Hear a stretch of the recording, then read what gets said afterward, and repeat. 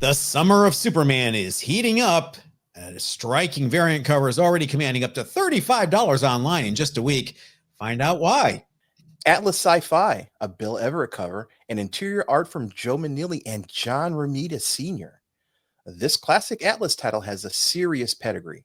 And the Two-Gun Kid rides again. Stan and Jack reboot a classic Western hero and unknowingly kick off his path into the Marvel Universe. All this and more on a new episode of Bronze and Modern Gods.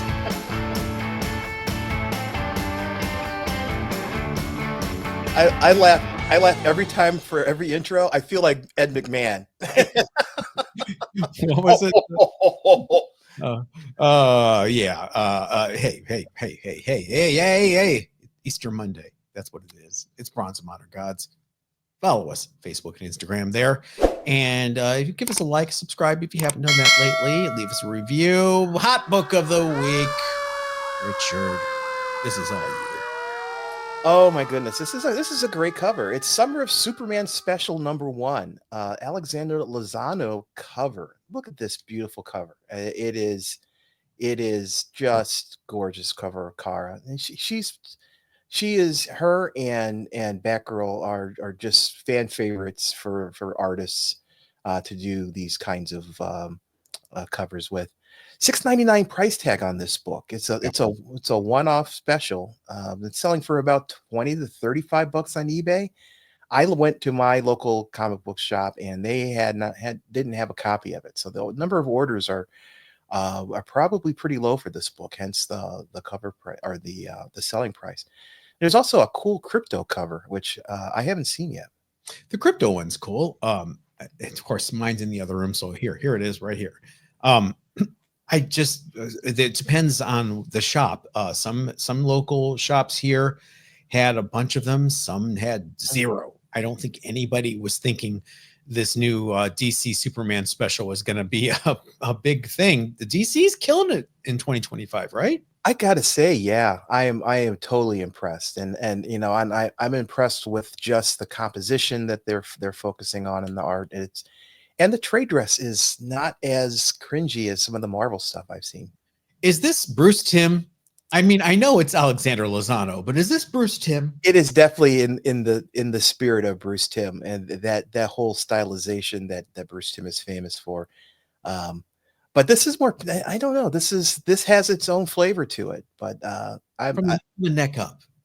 From the neck up, yeah, it is definitely a Bruce Timm inspired at the least. Or I'm saying Bruce Timm from the neck down. From the neck up, it's got its own Alexander Lozano. Okay, yeah.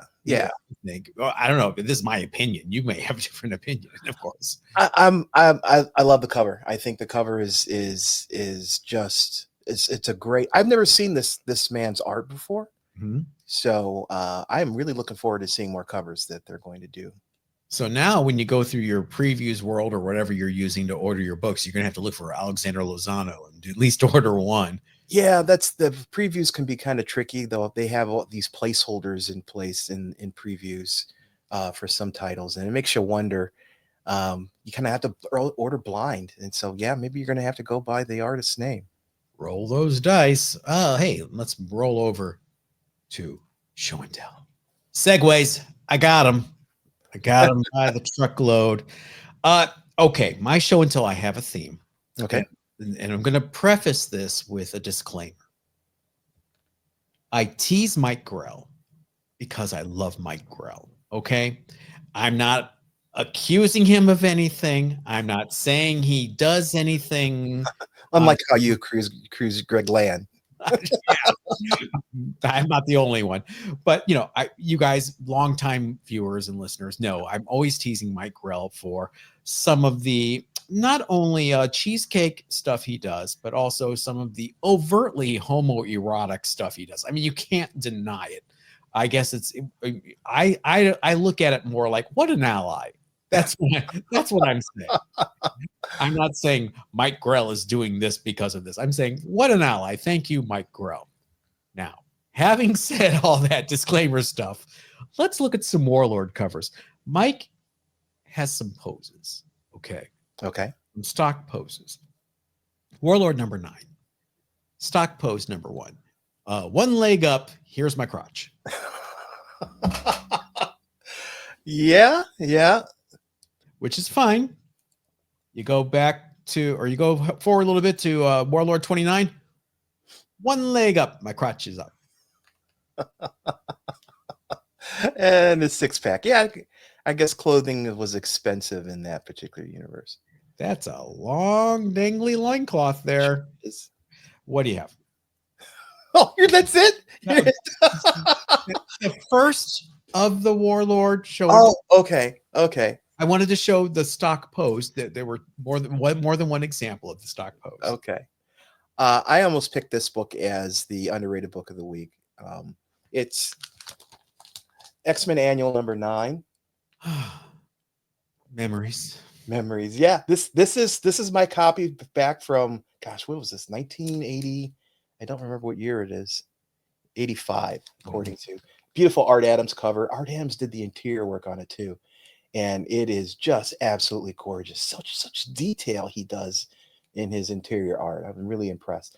Reason why this book I'm picking, the new season of Marvel Rivals came out, and one of the characters' skins for Storm is this. She is the goddess Storm, god of thunder, and she's wielding the hammer and she's lightning flashing and all this. So we seem to see some correlation between Marvel Rivals releases and the book value. So this is a book, if you've got in your collection like this, and this is my original copy off the newsstand, and I read this puppy. You can see the reading crease down the middle of the cover. Adorable. Yeah, this and so yeah, this beautiful. Oh my goodness, yeah. The interior art is just amazing. This great work. So yeah, I picked this one because I think Marvel Rival seems to have a lot of staying power. So if you come across a book like this this took off a bit also when we had the whole female Thor storyline that was going along. But it's cooled down since then. So if you come across this, it's worth thinking about picking up. That's not a bad pick. That could have been your underrated book for sure. Yeah. A couple things about that cover, if you hold it up again. The corner box always cracked me up where they jam all the X-Men plus the New Mutants into the corner box. You get your money's worth in that corner box, don't you? And just the composition, I understand he's doing Journey into Mystery 83. Right. I just don't like how I'm going to be critical of Art Adams. I know how he shrunk it down. It's almost too small for that space. I would have rather have lost the border, the white border, and had it expanded more. I know he's trying to fit all the X-Men, all the New Mutants in there. But yeah, that postage stamp size drawing always kind of bugged me about that cover. But Art Adams can draw circles around me anytime. So can Mike Grell. Even with stock pose number 2, it is Warlord number 29, stock pose number 2, facing the reader, sword in hand, legs akimbo. Yeah. Didn't he ever get cold? No.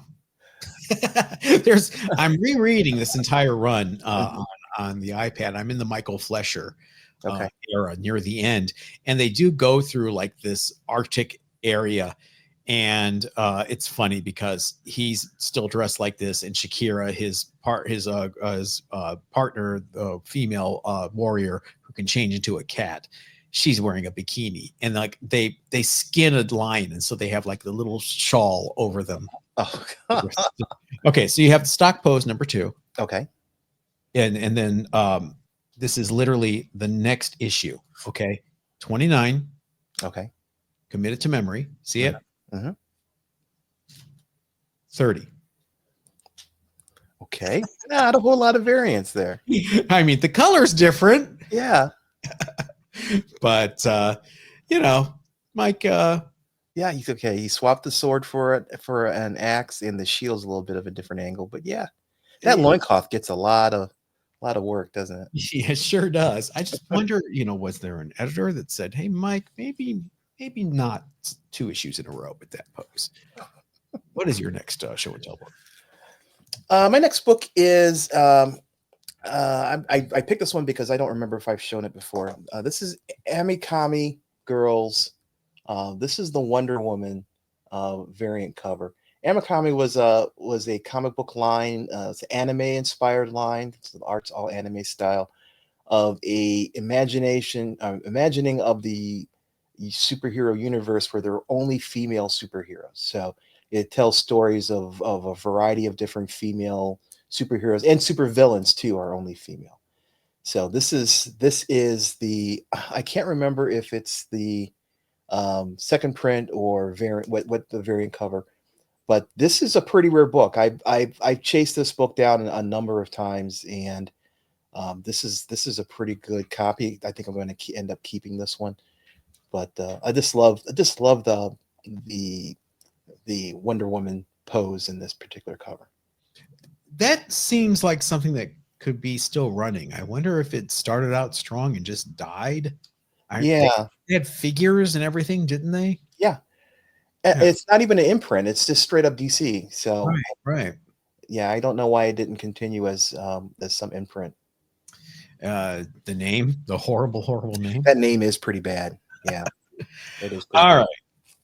Again, I love you, Mike Grell. Please don't be upset. This is done in love, and in fact, I'm not gonna go critical about stock poses or anything more. This is just simply a classic cover, and it is Warlord 51, and it's just a simple classic cover. Yeah. He is definitely an ally, isn't he? I'm just saying. Mike Grell, people from all sides of every aisle appreciate you. You got Shakira in the black fur bikini running around, hanging out. You got Travis Morgan with basically dental floss running around. Mike Grell, we salute you. What is he doing now? Is he still? He's around. Yeah, he just did a few conventions. I know. I think he's doing some Kickstarter stuff too. Awesome. So yeah, I know he has come back to Warlord a couple of times and rebooted it with DC. Have not read those reboots yet, but if they're anything like the original run, I'm in. What is your last show and tell book? Mike Grell. I'm just kidding, Mike Grell. My last book is a Gwenpool book. I picked it because of the heat that Fantastic Four is bringing right now. It's Gwenpool number 2. Gwenpool is there kissing on Reed Richards. Sue does not look very happy about it. Yeah, Gwenpool is one of those characters that I just would love to see. You've got Deadpool. Gwenpool is kind of a female version of Deadpool in terms of breaking the fourth wall and all that. I just think it would be a fun animated character. I just don't understand why we don't see something with Gwenpool and Jeff the Shark and people from that universe. Why don't we have those as a TV show? Is Gwenpool too confusing for civilians? Would it rather be Lady Deadpool? That's a good point. And we don't have Spider Gwen. We don't have Gwen Stacy active besides in the not in the MCU, but she's in, of course, this Into the Spider-Verse and those movies. So that might be the reason. But Lady Deadpool, I think, is you see her as a different flavor of Deadpool. Gwenpool is more abstract, more comic booky than Deadpool ever was. And I could just see an animated show. But you're right, maybe that's the problem. We can't extrapolate from Deadpool to Gwenpool without help. Speaking of animated, I'm going to go out on a limb again. You didn't watch Doctor Who this week, did you? I did not. All right. Going to put it out there again. Mm-hmm. Watch Doctor Who episode 2 of the new season called Lux. And if you really don't like it, I'll shut up. Okay. Because I put it out there, the first episode. Some people watch it. Some commenters were like, John, this is 15 minutes of my life I'll never get back. How dare you? Which is fair enough. Lux is an amazing episode. So I just want to put myself out there once again. So Is this a transition to a new Doctor or? Nope, no, still Nikuti. And it's good. You can jump right on in. You don't have to know anything that happened beforehand. It is a one and done. It is killer. Okay. All right. I am totally into watching it. It's just been a busy week. I will add it to our watch list. So Awesome. my wife and I will watch it. Hey, if we haven't driven you away yet, why not think about becoming a member? For the cost of $2.99 a month, you get exclusive live member-only streams. No extra show and tell episode this week. I'm really selling these memberships, aren't I? I'm going to be out of town, so we're going to skip this Wednesday, but we will make it up for you with an extra long live show and tell episode on Thursday for sure. And you get to see your name. Look, here's your name if you're a member. Oh, Richard and I use this money to go buy hookers and blow. We also use it to go to different conventions and provide more coverage for you in 2025. You didn't tell me that was an option. Oh, I forgot to mention it.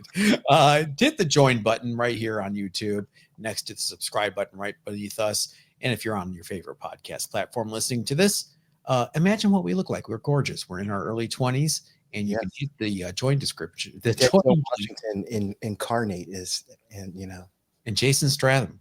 How do you say his name? Stratham? Stratham, I think. Yeah. You look just like him. Thank you. I don't look like that guy from Game of Thrones. Stop it, people. The description contains a link in which you can join. How's that? As we pivot fast to viewer mail. You've got mail. Start us off. My first piece of viewer mail is from Robert Cruz.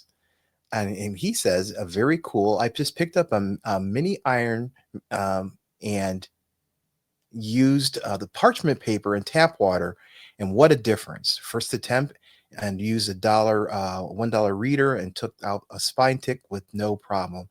My next purchase is a press. Well, that's a great way to start off with, and this was a response to the wonderful pressing video that John did a couple years back. It's a great place to start off with a $1 book, something you don't mind if it gets ruined. I would say, though, don't use tap water. Thank you. That's why I'm biting my tongue. Yeah, tap water can leave deposits. Distilled water is a better choice. You can buy it really cheap, and you get that consistency. But no, I applaud your interest in getting started and diving into it. That's the only way you're going to learn is to actually get in and figure out how much heat and how much pressure is the right amount to get the job done. Robert, congrats. Don't use parchment paper, please. It burns at higher temperatures, even though it's not supposed to. It will turn brown. You may leave some residue on your book. You want something called SRP, silicon release paper, and you can buy that on Amazon cheap. And tap water, use distilled water, like Richard said, and put it on a cotton round and make sure you wring it out. You don't want the cotton round to be wet with water. You want it just enough to glide over the surface of your book, so it just leaves a little moisture at the top. Be careful and keep practicing on dollar books, and congrats. Yep. Have fun. My first piece of viewer mail comes to us from our Gmail at bronzeandmoderngods@gmail.com. Strangely enough, it is from Jake Garris. Hi, John and Richard. Just wanted to say I really enjoy the show. Thanks for all the great content. Thank you, Jake.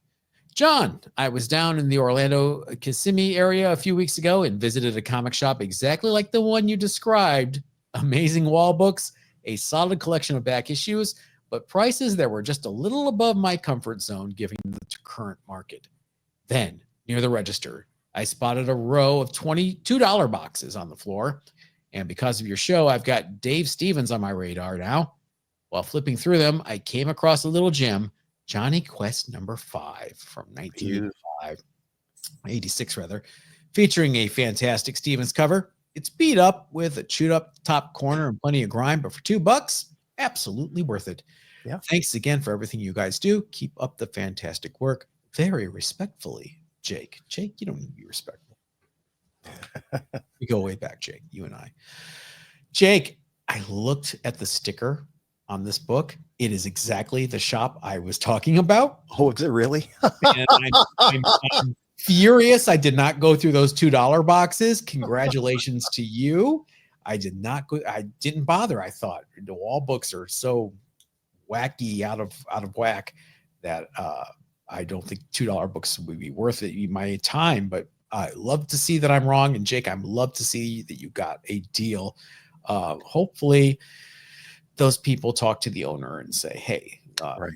we got to get together here." What is your next piece of your mail? Adjust your prices. Next Yeah. one is an awesome piece from W.J. Pierce, and he says Hudson Hawk is a fun movie. Richard has good taste. Vindication for Richard. Thank you very much. Obviously, you have good taste as well, being able to recognize my good taste. No, it's just a fun movie. I have my serious movie list, and then I have my fun movie list, and it's definitely on the fun movie list. It's just between Yellow and Willis, the interplay, and they're obviously having a good time, whether it made money or not. It's worth a watch. So thank you so much, WJ. Appreciate it. Gotta mention Sandra Bernhard. Sandra Bernhard is, yeah, she is over the top. Wait, honestly, what? I can't think of another movie that that would fit her personality better than this movie. King of Comedy, dude. Have you ever seen King of Comedy? No, De Niro and Jerry Lewis. That was her first movie. Okay. Oh my God. It's on streaming. So go watch. Everyone, stop what you're doing. Go watch King of Comedy. I think it's actually available for streaming on YouTube with commercials. Okay. For goodness sakes. King of Comedy. Because you guys come to a comic book podcast. Now we're going to talk about film. Scorsese had 2 movies lined up. They both got delayed. So he had 6 weeks to make a movie. He had some downtime, and he's like, oh, wow. Oh, here's the script lying around based on this book. I'll make this movie in 6 weeks in New York City on the street, and with De Niro, Sandra Bernhard, and Jerry Lewis. And it's great guerrilla filmmaking. There's a scene with The Clash doing a cameo on the streets of New York. You get to see Paul Simonon and Mick Jones and Joe Strummer. And, it's great. King of Comedy. If you've never watched King of Comedy, go do yourself a favor and check it out. From our email at bronsonmoderngods@gmail.com, from our friend Gary Sassaman, John and Richard. Great to finally get a chance to meet you in person in WonderCon, John. Glad we can hang out for a little bit. We did. We had lunch. I was wondering if either of you have sampled any of the DC Finest line yet. I only own 3 so far: Superman, the first superhero, Supergirl, the Girl of Steel, and Batman Year 1 and 2. But I'm really liking this line, which is much better priced than Marvel's Epic collections at $39.99 opposed to $44.99, etc. And you also get more pages per book.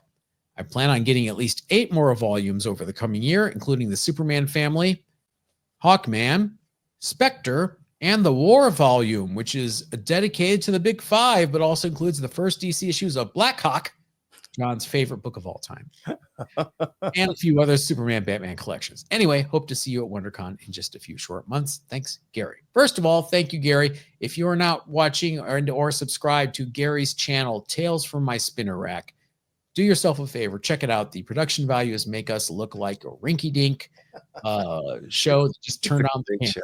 Yeah. Have you seen these? Do you know what the Marvel Epic collections are first? I can't. Are they anything like are they on black and white? They're like the Essentials, which were black and white. These are full color now. So okay. Big chunks of books, big runs in color. DC has responded with their DC Finest line, and they are picking the best stuff to reprint. It's amazing. I'm definitely getting the War one when it comes out. But I flip through them. There's a Plastic Man one that's amazing. So if it's kind of like archives, but more pages, more books reprinted, and in a cheaper format. Now, Big 5, can you name the books that he's referring to in the Big 5? GI Combat, Star Spangled War Stories, Our Army at War, Sergeant Rock, and Unknown Soldier. Okay, very good. Very good. Isn't that right, everybody? Am I cheating? It works. It's your Big 5. I think Our Army of War became Sergeant Rock, and Star Spangled War Stories became Unknown Soldier. Is that what we're talking about? You guys are right now. There's hear all the keyboards clacking. People leaving in the comments. What is your last piece of members only? Or no, what is your next piece of your mail? What day is it? My next piece combines two of my favorite things. Spider Mustang. I love that name. Uh, but in all fairness, we're talking about the goofy C2E2 Amazing Spider-Man #1 in an aluminum carrying case. That whole thing. But in all fairness, did you not see the C2E2 Mary Jane all new Venom John Tyler Christopher cover? It's on fire. And if you, I included a copy of it. You know, John Taylor Christopher is famous for his negative space covers, which this one is a negative space. It's not as dramatic as some of the other ones that he's done, but you know, wow, that is some outfit that Mary Jane is wearing. And Peter, I have no idea why you would be kissing up on the black cat when you've got this at home. She's with Paul now anyway, right? Oh, yeah, that's too bad. I guess. I don't know, you guys, what's going on in the Spider-Verse? Our last piece of viewer mail comes to us from our Gmail at bronzeandmoderngods@gmail.com from our buddy and member Ariel. Hey, John and Richard, happy anniversary to the show. Thank you. Thank you, Ariel. I've always wondered about the theme song to the show. Since John has connections to the music world, were there any famous musicians that helped make the theme song? Were there any lyrics? Are either of you two playing any instruments in the theme? Is this all Evan's work? And what were your other choices of themes before you picked this one? Ariel, did I pay you to write this question? Here's your 20. The theme song, which we've mentioned a few times, I think we've talked about it. The theme song was written by my good friend Adam Schlesinger, who you may know from Stacy's Mom. He wrote Stacy's Mom for one of his two bands. He was in Fountains of Wayne and a band that I kind of preferred called Ivy, which was much more like the Sundays, Cocteau Twins, or, you know, jangle pop with female vocals. Adam unfortunately passed away April 1st, 2020 of COVID. And it was a big loss. But before then, we were launching the podcast. We had decided to launch the podcast. And Adam was doing themes for me, and we were working on a bunch of projects. And I said, hey, can you knock out kind of the direction he was given was a classic rock driving kind of 30-second theme for my comic book podcast. And he laughed hysterically, first of all, that we had a comic book podcast coming. And then he knocked this out. And it vaguely sounds like Taking Care of Business if you listen to it closely. And there's a reason why Adam's publishing company was called Vaguely Familiar Music. We tease Adam all the time. We love him and we miss him. Thanks, Adam, for the theme. You live on every Monday, Tuesday, and Thursday. But that's the beauty of music, you know, a piece of you continues whether you do or not. So yeah, definitely. I think about that connection with Adam a lot when I hear that music. You never got to meet him, did you? I did not. Yeah, no. We were never in the same town at the same time with you. Which I love Stacy's Mom. I geeked over that. Just one. I mean, he used to do all the music for the TV show Crazy Ex-Girlfriend. 4 seasons. He wrote over 150 songs over 4 seasons for that show. Because every episode would have 2 or 3 songs, and he was a machine, man. I learned a lot about discipline and working from Adam. He would get up at 7 a.m. every morning, have his coffee and his donut and bagel, go down to his studio in Silver Lake that was underneath the lower level of his house in Silver Lake, and start working. And he would work on writing songs like it was a job from 9 to 5 with a lunch. It was crazy. And he was a big connector. He loved connecting people, bringing people together. I met so many people through him. So it is a big loss. Thanks for asking, Ariel. I'll talk about Adam all day, any day. Oh man, Adam was a big star in the early 2000s. Yes, he was. You know what was ending in the early 2000s? What's that? Acclaim and Valiant. Well, let's talk about that in a segment we call the 25-year rule. Segues. I told you I got them. My God. Yeah, it's great. You're Mr. Segway Master. 25-year rule. We go back to 25 years to the books that you 25 years after you buy them, nostalgia kicks in. You want to rebuy them again and relive that time of your life. We're talking about Unity 2000 #3. This was it. This was going to do it, Richard. This is the return of the real Valiant Universe after years of neglect through the late 90s. Yeah, Valiant is back. We got Jim Shooter back writing.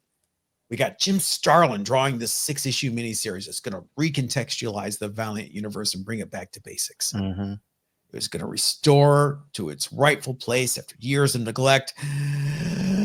Issue 3 had a whopping 9,609 copies ordered from retailers.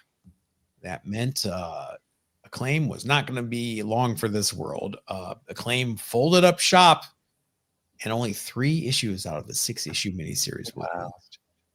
Didn't even have a chance. This was their big swing. Like, we're going to come back. We hear you guys. You don't like the new edgy Shadow Man. You don't like what we did to Solar.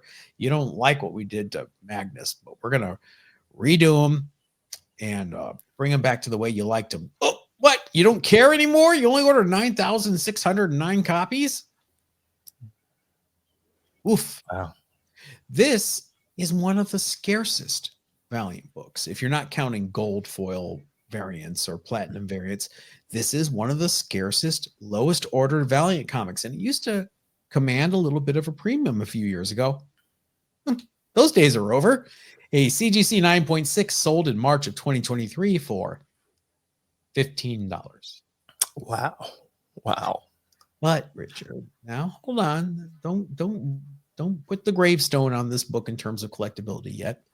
A raw that was estimated as a 6.0 sold on eBay in February this year for $29. Seems weird, right? Yeah. I mean, what would be the impetus to buy this other than the rarity? If you're a Valiant fan.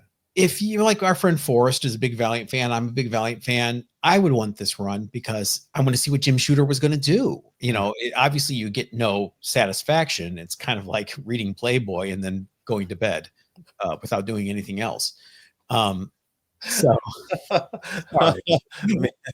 making coffee, is that what you're going to do? Yeah, it's kind of like reading Warlord and then going to sleep. But that's why I would want it. I've never seen a copy of this book. Really? I've never physically seen a copy of this book. I have number 1, I have number 2. I can't bring myself to pay collector's prices for this because I keep hoping to find one in the wild. I've never seen one in the wild. Wow. And I'm not a big fan of the cover art. Who's doing the cover art here? It's your boy Jim Starlin. You can't tell? No, it's Magnus is a bit distorted, isn't he? A little bit, yeah. That's kind of what draws your eye too. Isn't dude on the right-hand side? Isn't that the dude from Dreadstar? It looks like it. What is he doing on? I think he's kind of like Groin Girl. He's got like 2 faces, Oh, okay. Because it looks like Mongol, kind of looks like Thanos, kind of looks like the guy from Dreadstar. You know what? I don't mean to be so critical today. I love these artists and these writers and these artists. Oh, yeah. I sound like such a sourpuss. John, stop it. No, it's everything in context, right? I love Jim Starlin's work. I was not around buying books at this point, so this was nobody was. There's only 9,609 copies ordered. That's a low print run, especially for the era. I know, and you never did Valiant, so this really is completely out of your wheelhouse. Yeah, did not do. It never resonated with me.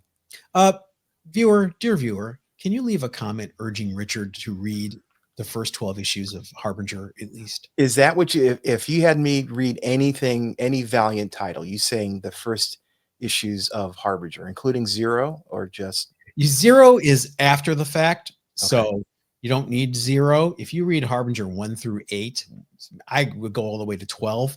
Your Claremont Byrne era X-Men itch would be scratched so much that you would be frustrated that it did not continue. Wow. So maybe it's an exercise in frustration. Oh, that's always enjoyable. Yes. Dear viewer, let us know what you think. should Richard be checking out Valiant, or am I crazy? Same guy who's telling you to watch Doctor Who. Am I crazy? Let me know as we move to our underrated books of the week. Before you start, Richard, how dare you? All right, go ahead. Underrated book does not always mean cheap book. Let's put it that way. There is a huge push nowadays for Golden Age pre-code horror. I like pre-code science books, and I picked Carter Spaceman #1, Atlas book from 1953. As you my did you? Is this your underrated book? Yeah, yes, it is. It is mine. It is mine. I'm being a puss because you guys know I have a run of this and I talk about this book all the time. And here's Richard picking it for underrated book of the week. You could have picked it. Go ahead. First appearance of Speed Carter. This is gorgeous, and what drew me is this cover, this gorgeous Bill Everett cover. It's a spaceship cover, all the 50 spaceships, the pointy nose and the fins. That this wasn't an affectation, as you know. If you look in the more recent comic books where they have spaceships like that. This is the original design. This was the original rocket ships. They all look like V2s from World War II. I think because of personal experience, which is awesome. Interior art by Joe Manili and John Romita Sr. So John was doing art in a non superhero related comic. It's got 5 different stories in it. It's one of those anthology books, and it's written by Hank Chapman. But it's just, to me, I think the pre-code horror is so popular that the pre-code science books just don't get the same amount of love. Now it's not necessarily cheaper. A 5.0 of this book is probably going to set you back around $600, but it's still, I think there's a lot of room in there for these books to grow in terms of value. And plus they're just awesome covers, just beautiful. I was going through looking at the different covers in the run, and they're all just special pieces that you just don't see in the comic, in the superhero comic books. These are all space vistas, and it's just an amazing set of covers. And I think there's a lot of value here that's still on a lot of meat on the bone for this book. From your lips, I have a CGC 7.0 sitting over here that I should have pulled out for the show. Oh, that's awesome. I've shown it many times. Please. This is obviously I'm a big fan of this, and another book from Atlas at the same time called Space Squadron, which is another 5-issue. Space Squadron is a little more extreme. It's got like tentacle aliens grabbing spacemen and in their clutches. The good news is both the full run of Speed Carter Spaceman and Space Squadron were just reprinted in that hardback book from Fantagraphics called Rocket to the Moon, which is available now. And so definitely, Richard, you don't have to tell me. I love this book. I also love my underrated book of the week, Two Gun Kid #60. Pew, pew, pew. First issue, written by Stan Lee and drawn by Jack Kirby. Well, that's not exactly entirely accurate. They did a couple stories of the original Two Gun Kid about a year prior to this, including one that featured a monster, a little monster crossover. But this marks a big transition for the title into the Marvel superhero universe. Now, how is that? Well, this issue reimagines a new Two Gun Kid, Matt Hawk. Don't go there. Okay.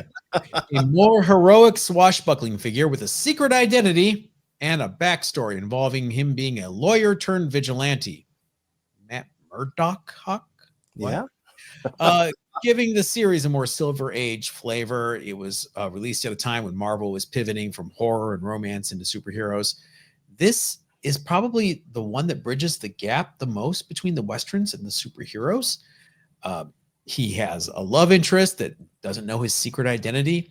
When he changes into costume, he literally has his boots set up and his vest, and he slides down into the costume. It's Great. just as campy and ridiculous as it sounds.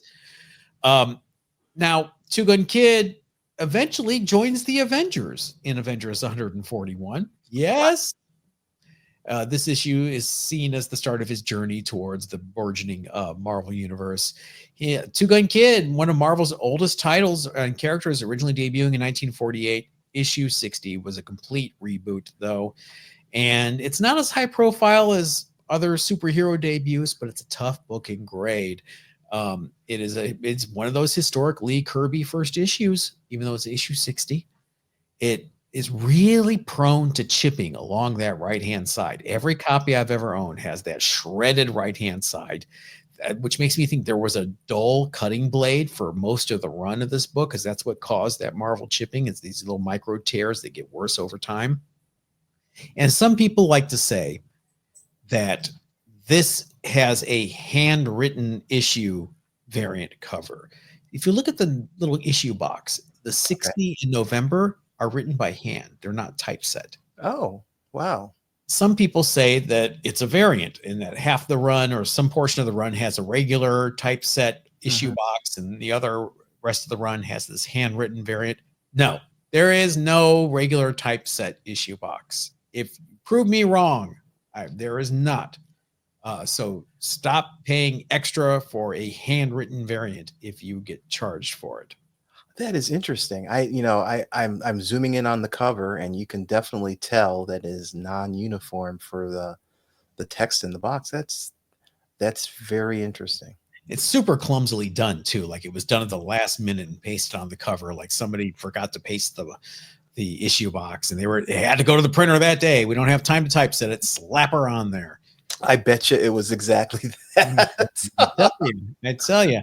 I've owned a few copies of this. The highest I've ever owned is a 5.5, and it just had that chipping all along the right-hand side. I do not currently own a copy. I kind of want to get one again. Held one at WonderCon, flipped it over a few times, debated it, passed it up. Do you guys have one? Do you have any interest? These Western books ever going to be anything? Let us know in the comments. Those Western books are always popular. They just always seem to resonate with the audience. I know it's weird because I thought I was the only person out there collecting these, but apparently there's a lot of us out there. So stay away from my Two Gun Kids, people, till I'm done with my run. Hey, members, we will see you Thursday for an extra expanded live stream. Everyone else will catch you next Monday. Yep. Everybody, stay safe.